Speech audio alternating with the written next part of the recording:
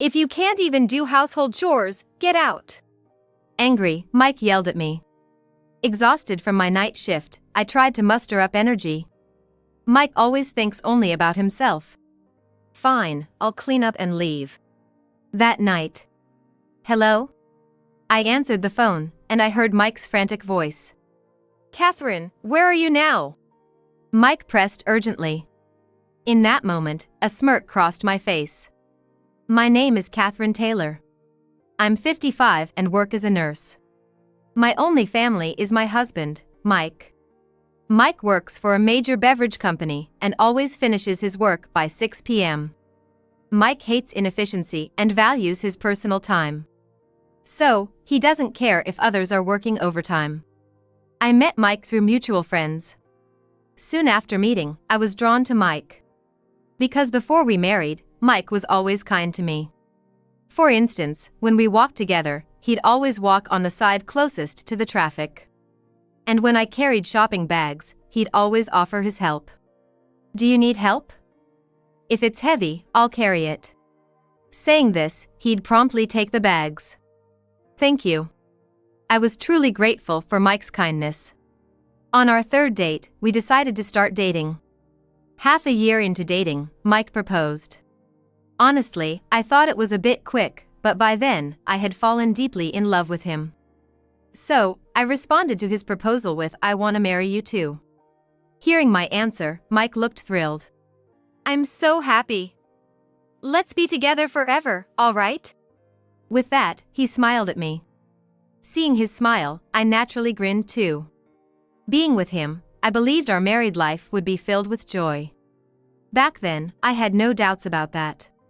But soon after our wedding, Mike started showing his true colors. It seemed he had been wearing a mask before we got married.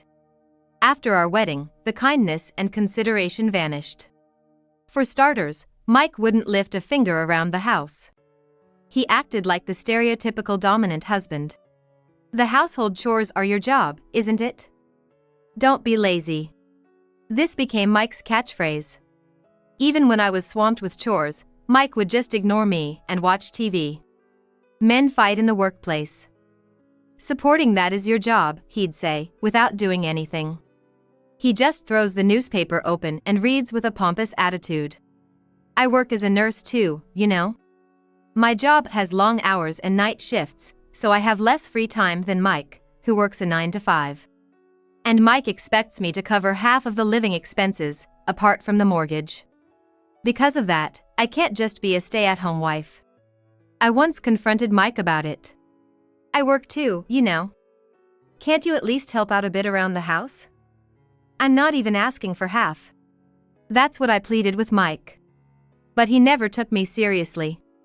Mike just scoffed and laughed. You think you're really working as hard as a full-time job? Don't get too full of yourself for a woman. You're not even doing much. If you're gonna keep complaining, how about I kick you out? His words left me speechless. If Mike kicked me out, I wouldn't have a place to stay. My parents are gone, so there's no family home to return to. The hospital I work at doesn't provide housing, so I was afraid of ending up on the streets. In the area where I lived back then, affordable motels weren't really a thing. So, all I could say was, "I'm sorry." From then on, I did everything Mike said. All the household chores became my responsibility. Now, after more than 20 years of marriage with Mike, a new problem has emerged. It's a financial issue. Again this month, the living expenses aren't in the account. I said, going pale as I checked the bank statement. Mike and I split the living expenses. We both contribute an equal amount to a joint account, and from there we pay for utilities, groceries, and the like. Mike took care of the mortgage entirely. Until recently, this system worked, but now there's a problem. Mike stopped contributing to the living expenses. One day, the property management company informed us that they couldn't process the rent payment. When I checked, Mike's half of the living expenses hadn't been deposited. I assumed he had just forgotten, so I casually asked, "You haven't transferred this month's living expenses, have you?" He didn't seem concerned at the time and just replied, "Oh, I forgot." can you cover for me just this time? So, without any suspicion, I transferred the missing amount from my savings. But when this kept happening, I grew suspicious. Something's off. It was also a big strain on my finances to keep covering for him. Finally, I decided to confront Mike. Mike, the living expenses haven't been transferred again this month. Mike, who was watching TV, looked back at me and casually replied, "Cover for me, will ya? I'm watching a good part here. Don't interrupt." Then he went back to watching TV. After a while, I heard Mike laughing loudly at the TV. I reached my breaking point. Enough is enough. We're talking about something important here. I can't keep covering the living expenses for you. Please, just transfer the money. I shouted at the top of my lungs. Suddenly, the once calm Mike burst out in anger. He glared at me fiercely and said, "Don't you ever think about treating me with respect? All you talk about is money, and you've got to learn when to stop joking around." Mike said, his face flushed with anger. I was taken aback by Mike's sudden outburst. After all, it was Mike who suggested splitting the living expenses in half. So, I retorted, "What do you mean by respect? You work for a major corporation, you probably earn more than me, right? What are you spending all your money on that you can't even cover living expenses?" I asked Mike. I work part-time to limit the number of night shifts I have to do. Because of this, I work more day shifts than a full-time employee.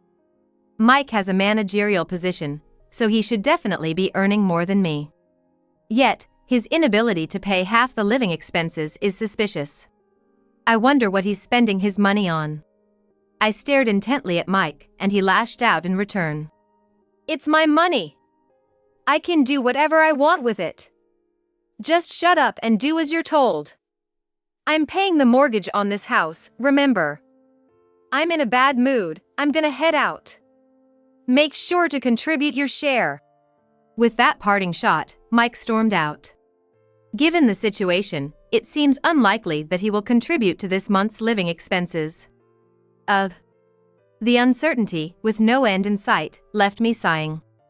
Ever since, Mike hasn't been contributing to the living expenses. It's been over a year now. Maybe this marriage has run its course. I found myself whispering such thoughts more often. Mike and I have been together for over 20 years. There's affection between us, of course. But he doesn't help with housework. Despite working at a big corporation and supposedly earning a good salary, he doesn't contribute a single dime to the household. It really makes me wonder what value he brings to this marriage. However, the house is in Mike's name. Mike handles the mortgage payments. So, whenever things don't go his way, he'd threaten, "You want me to kick you out of this house? Is that what you want?" He probably knows that'll keep me in line. If it came to a divorce, it's a given that I'd be the one to leave. With no family to turn to, I'm at a loss for what to do. Then, one Sunday, I'm home. I'd just finished a rare night shift and had returned home. It was past 10 o'clock, and there was no sound coming from Mike's room. He must still be asleep. Because our lifestyles are so different, we sleep in separate rooms. I quietly went into my room so as not to wake Mike. And then, an hour into my sleep, I was jolted awake by a loud banging on my door. "Hey, Catherine, you're back, aren't you? Open up." Mike kept banging on the door. "I've only slept for an hour." Rubbing my sleepy eyes, I opened the door. "What's wrong?" When I asked Mike that, he glared at me. Then, with a condescending tone, he snapped back. "Must be nice, sleeping in all morning, huh? Get up and make my breakfast. That's your job, isn't it?" Stung by Mike's rudeness, I shot back. "I just got back from a night shift and I've only slept for an hour. As for breakfast, I made something last night and put it in the freezer. Can't you just microwave it yourself?" My head was pounding from lack of sleep. Whenever I have a night shift, I always prepare and freeze Mike's meals in advance. In the past, I've asked Mike a few times just to reheat his food. So, I was about to ask him again today, but Mike was different this day. You always try to skip out on housework. Adjust to my waking hours and have a hot meal ready right away. House chores are your job, aren't they? Besides, this place is a mess. Get up and at least clean up. Mike raised his voice and yelled at me. Normally, I'd apologize right away, but that day I had a terrible headache and was exhausted. So, I inadvertently let my true feelings slip out. I'm exhausted too, so let me rest a bit. It's just reheating food. Even you can do that, Mike, can't you? Mike looked down on me with a huff and laughed. You think you can talk to me like that? I'll kick you out. Mike sneered. He probably expected me to obediently do as he said. But I wasn't going to let it slide. I firmly replied. Be my guest. Seeing that I wouldn't listen, Mike's face quickly turned beet red. If you can't even handle household chores, get out. I don't need a wife who can't cook or clean properly. He shouted at me, fueled by his anger. I mustered the strength from my exhausted, post-night shift body. Mike always thinks only of himself. Maybe I should just leave such a husband. Fine, I'll pack and leave. I declared to Mike. You don't have the guts to leave this house. I'm gonna go out. I won't be back for a while, so you better reflect and clean up. Mike commanded. Perhaps he thought I couldn't leave because I have no family home. But he's mistaken. I am not the kind of woman to stay silent after hearing such words. I've had over 20 years of grievances with him. Now seems like a good time to strike back. Mike really needs to reflect. I muttered. That night, I received multiple calls from Mike. From Mike again. I ignored Mike's calls. But he kept calling back almost every minute. Seems like Mike was panicking, as the phone just wouldn't stop ringing. I reluctantly answered. Hello? As soon as I picked up, I heard Mike's frantic voice. Catherine, where are you? Mike pressed. At that moment, I let out a chuckle. I'm at a motel now, so what? I calmly replied. A motel? I could hear Mike's shocked voice over the phone. Of course, he never expected me to leave. As soon as Mike left, I started packing. I put essentials like clothes and valuables into my suitcase. At the same time, I called a handyman service. I want to sell all the appliances and furniture in the house right now. I made such a request to the handyman. Luckily, I had contacted a service that also does emergency services, so they were quick to respond. I'm truly grateful they completed the job in just a few hours. There were some additional charges for the emergency service and a fee for some disposals, but I was able to make some money, so I had no complaints. Looks all cleaned out, huh? The inside of the house was completely emptied. All the furniture and appliances were gone, and the rooms felt so empty. The only things left in the room were Mike's clothes and personal belongings. Seeing the house in that state, Mike raised his voice in anger. All the appliances and furniture in the house are gone. How am I supposed to live like this? Indeed, with even the washing machine and fridge gone, it would be a struggle. But that's not my problem. So, I replied with a laugh. Huh? All that furniture and appliances, I bought them. I think it's my business if I sell them. I did leave your things in place, didn't I? Well, that's... Mike seemed flustered, perhaps because I had hit a nerve. All the furniture and appliances in the house were bought with the money I saved when I was single. When we got married, Mike had told me, I'm gonna buy the house, so you buy all the furniture and appliances. Back then, I had no objections since Mike was buying the house, which was a major purchase. Moreover, Mike worked for a major company, making it easier to get approved for a mortgage. So, I thought it was best to do as Mike said. That's why I bought all the furniture, including for Mike's room. Given this background, the furniture and appliances were originally mine. There's no problem in disposing of them. When I explained calmly, Mike shouted. Thinking pretty highly of yourself, huh? This running away from home act is only for now. If you don't apologize right now, it's divorce. Buy new furniture and appliances immediately. If you come back and apologize sincerely, maybe I'll let you back in the house. Mike smirked in a triumphant manner. But I wasn't fazed at all. Fine by me if you want a divorce. In fact, I think you'd be the one in trouble if we divorced. You're in debt, aren't you? I coolly exposed Mike's secret. How did you know that? Mike was clearly shaken. I happened to find a bunch of overdue notices when I was cleaning up your room today. I calmly conveyed.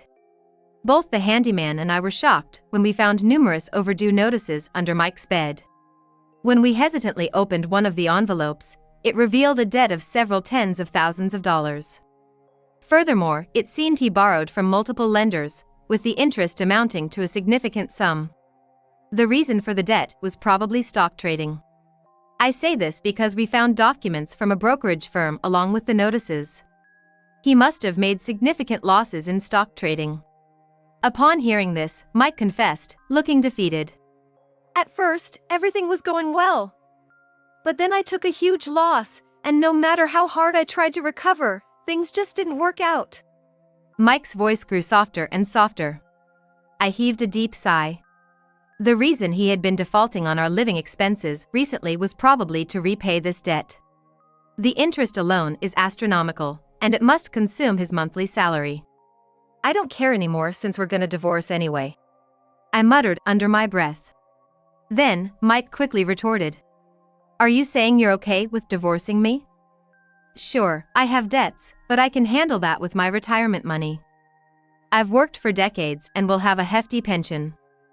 Plus, I'm an elite executive at a major corporation. You won't find a husband with such good credentials ever again. Mike has always taken pride in working for a big corporation. That's why he always acts so smug. I can't believe he's still boasting like this. I asked Mike while trying to hide my disbelief. You're only gonna have that big corporate title for a little while longer, right? You're retiring in a few months. Once you lose that title, what value will you have? What did you say? Mike responded angrily. I boldly told him the truth. You don't help with house chores, don't contribute to the household expenses, and now there's debt. Your value isn't zero, it's negative. You're not a catch, you're a liability. As I made my stance clear, Mike fired back. Don't mess with me. The company has a rehiring program, and I'm an elite. I'm still valuable to the company. Just mentioning where I work makes me popular with the ladies. Unlike your physical job, I earn my keep with my brain. Mike said with a smug expression. Don't mock my job. Nursing is a noble profession, always being there for the patients. I won't be looked down upon by you. And isn't the rehiring program gonna be tough for you? Especially if you can't even keep up mentally? I stated calmly. What do you mean? Mike's voice trembled slightly. You always leave work on time, right? Despite others working overtime. I doubt a company would want such an uncooperative person. And from what I've heard, with the rehiring program, the pay often drops significantly. How are you gonna pay off the debt? Upon hearing my words, Mike looked devastated. Seems like Mike didn't do his homework on the rehiring program. I saw some documents about it in our room, and with Mike's current conditions, it's gonna be tough. Especially regarding the pay. I was surprised Mike hadn't looked into it and was aghast at his naivety. What will happen to me if the rehiring program doesn't work out? I'll lose my title as an elite at a major corporation. Mike's confident tone was gone, replaced by a weak and desperate voice. That's not my problem. And by the way, I've been working part-time, but from next month, I'll be working full-time. I don't need to look after you anymore. The retirement age at my hospital is 70, so I've got a long time to work. As I distanced myself, Mike's voice grew desperate. You got a full-time position? So, you'll be earning more than before? Mike asked with hope in his voice. Well, yes, I'll be earning more. Plus, I'll get bonuses. As I answered, Mike desperately said, I'm sorry for everything. Let's start over. With just my resources, I can't pay off the debt. It's too late to find another job elsewhere at my age. Please help me. Mike's sudden shift in attitude took me aback. I'm not going back to you. It seems you're just clinging to me for your own benefit. I rejected Mike. Don't say that. We've been together for over 20 years. I need you, Catherine. If things continue like this, I'm gonna be in big trouble. Are you saying you don't care what happens to me? Mike appealed with tears in his eyes. Seeing the future without his elite title, facing a mountain of debt, he must be desperate. Probably no one else can help Mike but me. Yet, I felt no pity for him. I don't have a shred of pity for Mike. Emotionally, he's already a stranger to me. Just like how I struggled for over 20 years, I felt like it was Mike's turn. We'll go through the lawyers. I just wanted to say that, and I hung up the phone. After that, our divorce was finalized smoothly. I believe things went smoothly because we went through a lawyer. Mike is easily swayed by titles and authority. So, in front of an attorney, he probably couldn't put up much of a fight. Plus, Mike had something to feel guilty about. In fact, I later learned through the attorney that Mike's actual debt wasn't just a few $1,000s. Beyond the collection notices I saw, he seemed to have several other debts. According to the lawyer, Mike is going through bankruptcy proceedings. It seems he's reached a point where he can't repay. Soon after, his company found out and Mike got the boot. Mike had been defaulting on his loan repayments. Of course, he hadn't been paying his mortgage either. It seems he had been using all of his salary on gambling instead of repaying his debt. So, he hadn't even been paying the interest. Mike apparently thought, I'm gonna increase the money and repay all the debt at once. As a result, his company began receiving collection calls. More than once. With all these disruptions, they decided it was best to let him go. I'm really glad I divorced Mike. I've received several contacts from Mike, all through the attorney. Currently, due to his bankruptcy, Mike has had to give up his house. Mike, having lost his job and everything, wants my help. It seems he's in quite a tight spot on his own. Of course, I've politely declined through the lawyer. After all, Mike and I are already divorced. I really wonder how he can even think to ask such a thing now. Since then, I've continued working as a nurse. The recent change is that I moved closer to the hospital. In fact, I bought a small apartment. It's an older building, so I got it for a real bargain. This apartment is my own little castle. There's no fear of being kicked out by anyone. That alone brings me a lot of comfort and happiness. My current joy is looking for cute furnishings that match my apartment. Today, I'm using my day off to visit some home decor shops. This is so cute. I found a delightful candle that made my heart flutter. There might be more challenges in the future. But I have a place to come home to. To protect that place, I'll keep working hard every day. That's what keeps me going.